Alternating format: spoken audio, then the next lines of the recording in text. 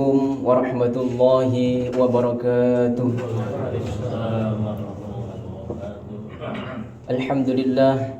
Alhamdulillahi rabbil alamin, alladzi arsala rasulahu bil huda wa dinil haq liyuzhirahu 'ala ad-dini kullih wa kafa billahi shahida.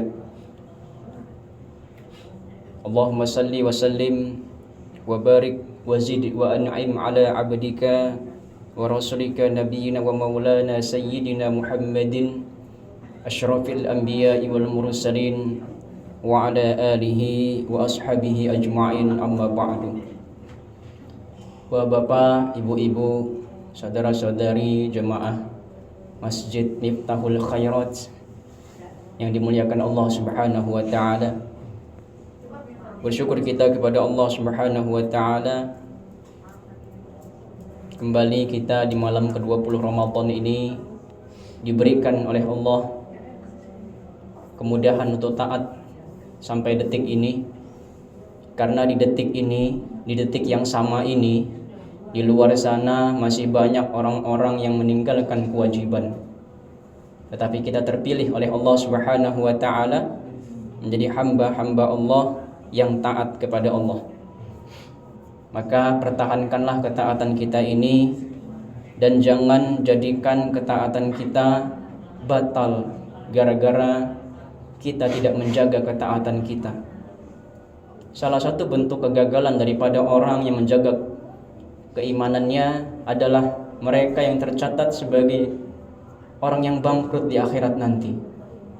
Yang mana Rasulullah SAW memberikan penjelasan kepada kita semua bahwa banyak sekali orang-orang yang dia memiliki banyak amal kebaikan, tetapi di akhirat dia menjadi orang yang bangkrut karena pahalanya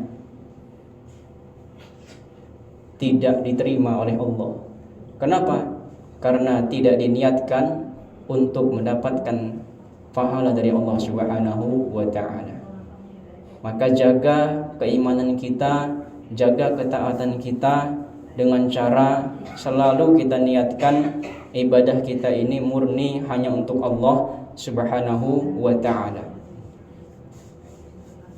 Dan juga kita juga memperbanyak sholawat serta salam kepada Nabiullah Muhammad sallallahu alaihi wasallam, yang mudah-mudahan kita semua termasuk hamba-hamba Allah yang nanti di akhirat mendapatkan syafaat dari beliau sallallahu alaihi wasallam.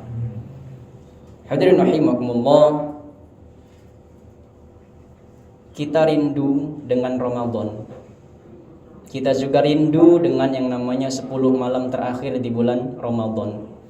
Karena penuh dengan keberkahan, penuh dengan pengampunan, pahala dijanjikan, dijauhkan dari neraka dan sebagainya. Kita rindu karena banyak keutamaannya. Tapi kalau kita tarik kepada kehidupan kita, apakah kita adalah hamba yang dirindukan? Apakah kita hamba yang dirindukan oleh surga? Apakah kita termasuk hamba yang dirindukan oleh Allah untuk bertemu nanti di akhirat? Kita yang tahu jawabannya, karena kita yang menjalani kehidupan selama ini. Dahulu ada seorang wanita yang dikenal dengan banyak ibadahnya. Ia rajin sholat, banyak puasa, membaca Al-Quran, banyak ketaatan yang dia lakukan. Tetapi ada satu masalah. Masalahnya, lisannya tajam terhadap keluarganya. Ia sering berkata kasar, suka mencela, mencari-cari kesalahan, membuat orang-orang di sekitarnya tidak nyaman, sehingga dia termasuk orang yang tidak dirindukan di keluarganya. Sebaiknya dia jauh dari orang di keluarganya, itu lebih baik daripada dia selalu hadir di tengah-tengah. Kenapa? Karena Rasulullah SAW melihat orang itu adalah orang yang menjadi ahli neraka sekalipun dia punya banyak amal ibadah. Kata Rasulullah sallallahu alaihi wasallam, la khaira fiha hiya min ahlin nar. Tidak ada kebaikan dalam dirinya, dia termasuk penghuni neraka. Ibadahnya banyak, tapi sikapnya membuat orang tidak nyaman. Dan kita pasti sering bertemu, Pak. Sering bertemu dengan orang-orang yang seperti itu. Kita sering bertemu orang yang kita tidak harapkan kehadirannya di depan kita. Pasti pernah merasakan hal itu.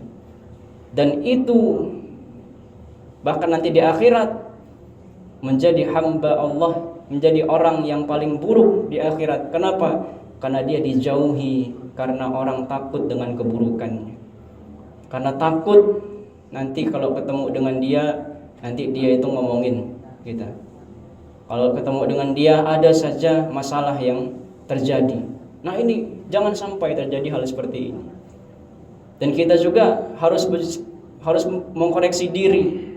Apakah kita ini termasuk orang dirindukan oleh orang lain, atau justru lebih baik kita jauh dari orang lain?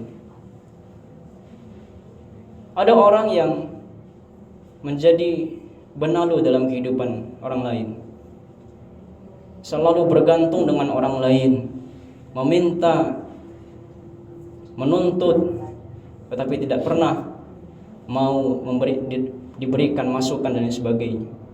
Nah ini suatu hal yang perlu kita waspadai, ada dalam kehidupan kita. Karena ini bisa menyebabkan orang tersebut muflis di akhirat nanti. Walaupun amal ibadahnya banyak, bahkan di dalam riwayat itu bukan main-main, syahid di medan perang, pembaca Quran, penuntut ilmu, tetapi semuanya tidak dilakukan karena Allah. Semuanya justru diwarnai dengan sikap dan perangainya yang tidak baik. Itulah yang membuat pahalanya yang banyak tadi itu tidak ada manfaatnya di hadapan Allah Subhanahu wa ta'ala. Muara dari semua amal ibadah kita ini adalah kebaikan. Kebaikan dari perbuatan kita, kebaikan dari lisan kita, kelakuan kita kepada orang lain. Ya. Maka di 10 malam terakhir ini perbanyaklah kita berdoa kepada Allah. Karena kita tidak pernah tahu kesalahan apa yang masih ada dalam kehidupan kita ini. Sadar tidak sadar pasti ada. Maka di 10 malam terakhir ini perbanyaklah doa yang diajarkan oleh Rasulullah Shallallahu Alaihi Wasallam, yang insya Allah mungkin kita sudah sering mendengarnya, sering kita harus baca. Allahumma innaka afuun tuhibbul afwa fa'fu anni. Baca itu. Sekalipun kita sudah banyak ibadah, sekalipun kita adalah ahli masjid, ahli Quran, ya, ahli tahajud sekalipun, tetaplah baca ini di 10 malam terakhir. Bahkan Rasulullah SAW yang maksum luar biasa itu memperbanyak baca doa ini. Mungkin kita bisa bersama-sama Pak ya. Ayo. Allahumma innaka afuun tuhibbul afwa fa'fu anni. Yang artinya, ya Allah, sesungguhnya Engkau Maha Pemaaf, mencintai orang-orang yang minta maaf, maka maafkanlah aku. Itulah. Ini perbanyak kita baca di 10 malam terakhir ini. Yang sebagaimana sudah kita pelajari kemarin, paling minimal kalau kita memang ada kesibukan dalam pekerjaan, tidak bisa itikaf dan sebagainya, paling minimal ikutlah berjamaah sholat isya, ikutlah berjamaah sholat tarawih, dan ikutlah sholat berjamaah subuh di masjid. Karena semuanya itu bernilai pahala semalaman sholat semalaman suntuk. Ya, mudah-mudahan kita dapat menjaga akhlak kita, menjadi hamba-hamba Allah yang dirindukan oleh orang dan juga dirindukan oleh surganya Allah Subhanahu wa ta'ala. Dan kita bisa memaksimalkan 10 malam terakhir ini dengan kegiatan amal ibadah, memohon ampunan Allah dan menambah kasih sayang Allah kepada kita semua. Amin ya rabbal alamin. Demikian, kurang lebihnya mohon maaf, dan kepada Allah mohon ampun. Saya akhiri, subhanakallahumma wa bihamdika asyhadu an la ilaha illa anta astaghfiruka wa atubu ilaik. Wallahul muwaffiq ila aqwamit thoriq. Wassalamualaikum warahmatullahi wabarakatuh.